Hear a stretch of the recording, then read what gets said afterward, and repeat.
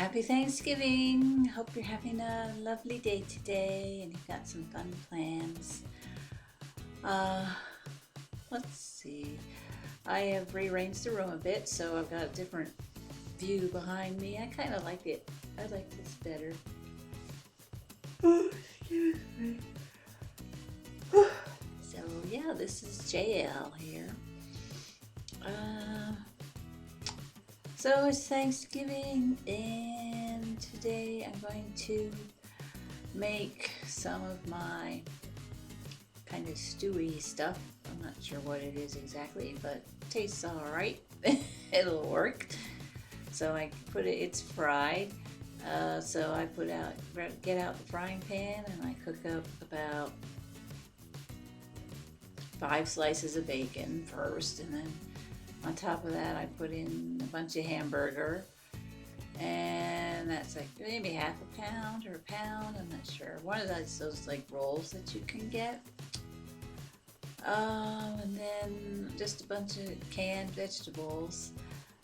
Kind of hard to get decent fresh vegetables around here. So I go with canned. So I start with the densest stuff first because it takes the longest to cook. So the bacon is a base, a lubricant basically, and a flavoring thing.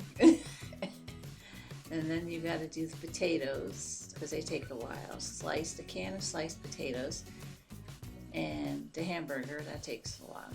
And the hamburger. So you got bacon, hamburger, potatoes, and then the vegetables, whatever vegetables you like. So for me, that would be peas and corn, and I've got some string beans. I'm not sure if I'll put them in there. I think I got a can of beets too, but I'm not going to put those in. Whatever I've got in the cupboard, just one can of each, and you just sort of stir it up, and then you cover it for a while, and just kind of make sure that the hamburger all melts down in there, and the bacon does its thing, and the potatoes. Basically, I think you're cooking the potatoes. Yeah. So make sure they're kind of brownish, however, to whatever amount you like. If you want it to be sort of a crispy casserole thingy, don't cover it and let the air get in there. If you want it to get kind of mushy, put the cover over it, and just let it sort of simmer for I guess about 15 minutes or something like that. I set the timer and do something else for 15 minutes. Oh, excuse me.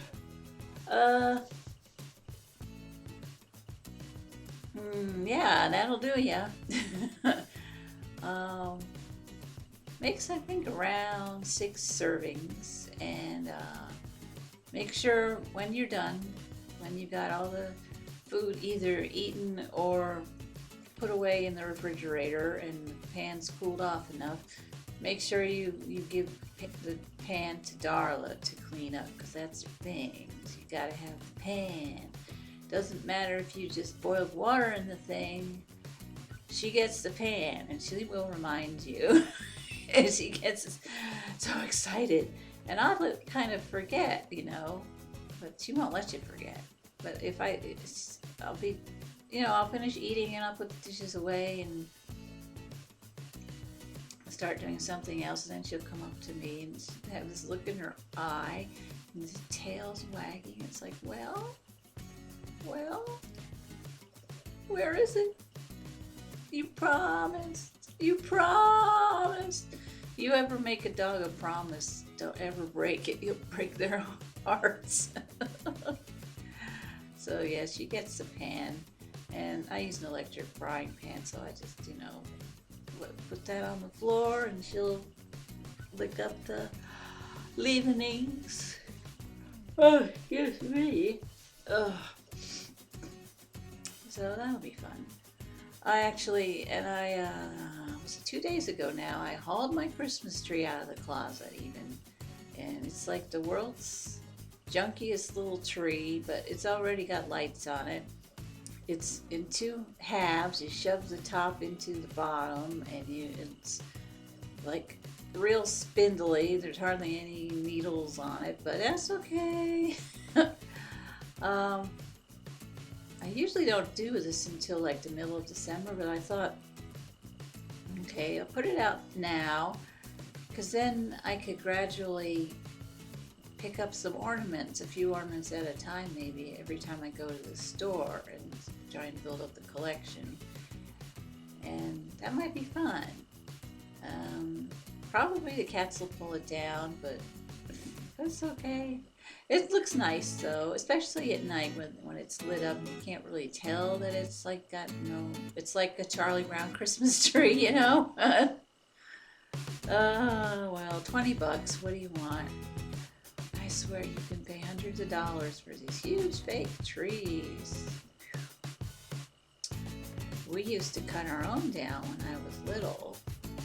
I remember going out with Dad and picking out a not too huge little spruce. I think a lot of times it was a spruce. This that was on our property, just growing, I guess growing wild. So to start with, we would just cut one down. Then later we got into buying ones that were live trees, so you had the root ball and you had to always remember to water the tree. And then after Christmas it had to be hauled outside and planted. But that was it was a lot more effort, but much more friendly to the environment. But don't forget to sweep up the pine needles. It smelled good though. Anyway, yeah, then you see these Christmas cards and stuff with people that would put actual candles in the boughs of the tree. And that just looks like, to me, like an accident just waiting to happen. Let's burn the house down. I would be so nervous the whole time of Christmas. First of all, lighting those candles all the time. Of course, I guess you'd have the servants do that, right?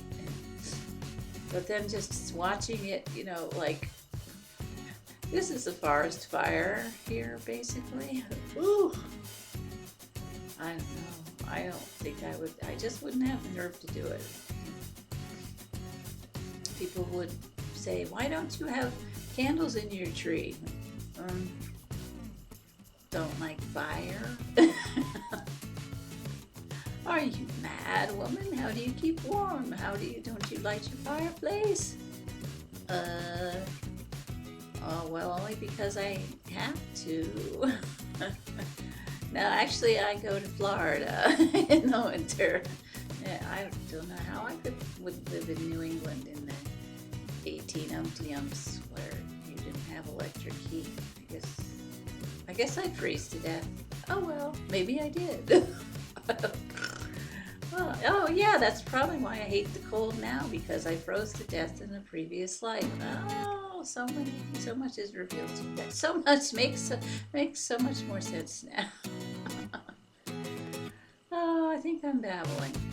So yeah, I've been looking at other video games that I might be able to record.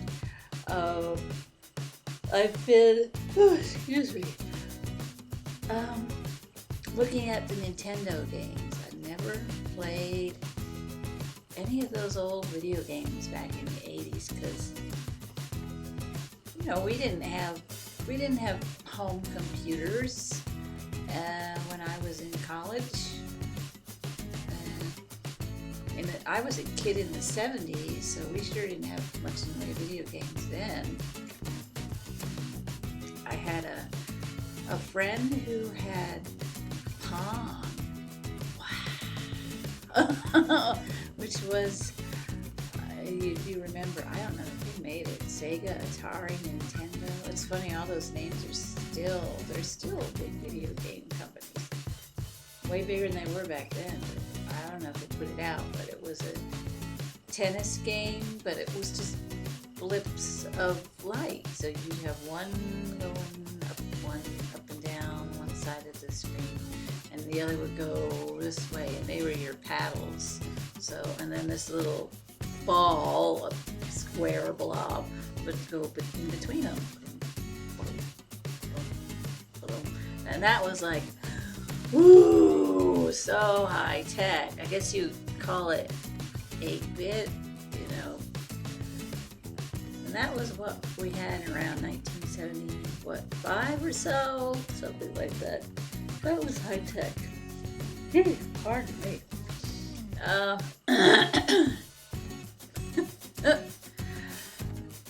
So then I guess, you know, I went to college, and I had a friend that my roommate in college she was really high tech because she was studying computer science, and she would carry around a stack of punch cards, but she would use them in the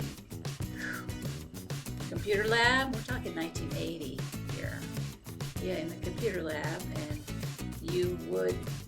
I took one computer course there, and you know, the computers were these huge, like, refrigerator sized things that were in a separate room because they created so much heat. So you never saw them, you just saw the terminal, and it was DOS. I think this was before everything went to Windows, or before you had a choice of DOS or Windows, or you could combine DOS and Windows. I think now it's DOS combined with Windows, isn't it? I mean, you can, if your computer fails and you need to go into the operating system and you've got that black screen where you're typing in code, that's DOS. That's what I remember. And that's was it cathode ray tube system or something? I mean, Windows is so totally different from the operating system. Anyway, I digress. So yeah, I have ordered as an early Christmas present a Nintendo. They call it a console, but it's this big. And to me, a console would be like the size of a TV. But if it's a console, it's called Nintendo 3DS XL. 3DS means it's 3D image, and XL means it's extra large. So it's about 4 inches. It's hinged. You open it up, you've got a screen on the top and a screen on the bottom. I'll show it to you when it comes in. And I've got, I got a deal on it. It already has, excuse me, Super Mario loaded on it. I never played Super Mario. I've heard of it, of course. I've heard of Donkey Kong and Mario and Space Invaders. I think I played that, but you know, you didn't have this little device that you didn't have handheld games.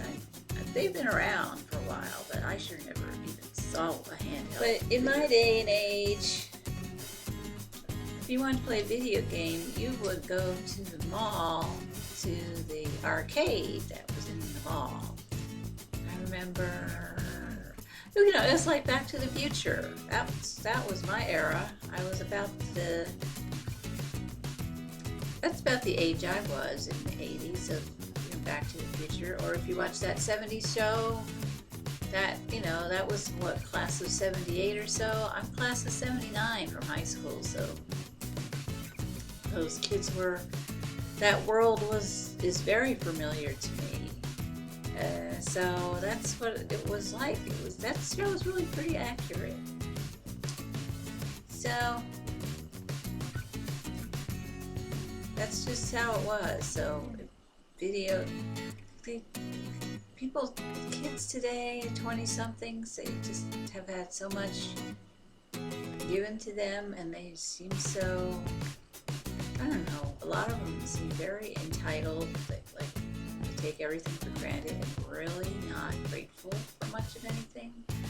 I don't know, is it always this way? Does my generation always look at think everything was better 20 years ago? It sort of sounds that way. I remember my parents saying, you know, in the 70s, oh, things have gotten so lax and amoral now. It wasn't like this 10 years ago or whatever. That's how I feel now, except I think it's really gotten out of hand. I mean, you know I like to play The Sims. Well, there is an expansion pack coming out. This game is rated for, I think the minimum age needs to be 13. And they said that this new expansion pack for The Sims has got nudity in it.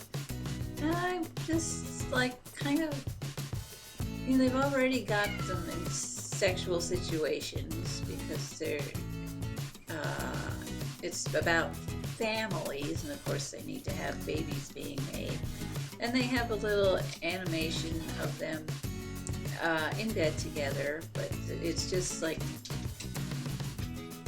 you don't see the Sims. You just see activity underneath the blankets and a lot of hearts and stuff being spawned. Even that is, you know, it's quite suggestive. You know, it's like borderline. You know, to me, it's like borderline. So now they say, oh well, now yes, you can have naked Sims. Why would I want to do that? And they're letting kids, I mean, 13 years old to play this game. I just feel like that's, to me, that's way too young. I guess I'm a fuddy-duddy, but it's too young, and people are,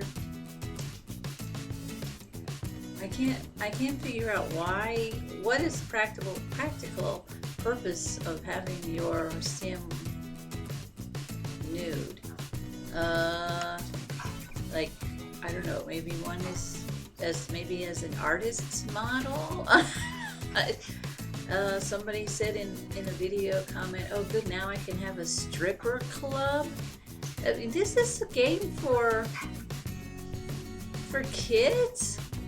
Really? 14 years old? This is appropriate? Good. Not when I was 14. I remember knowing somebody who snuck into the reincarnation of Peter Proud, and it was a R-rated movie. And R-rated meant I think you had to be 17 to go in there without a parent. And this girl was 15, she snuck in. So there was always that. But I mean, it was a movie theater, it was not coming into your home.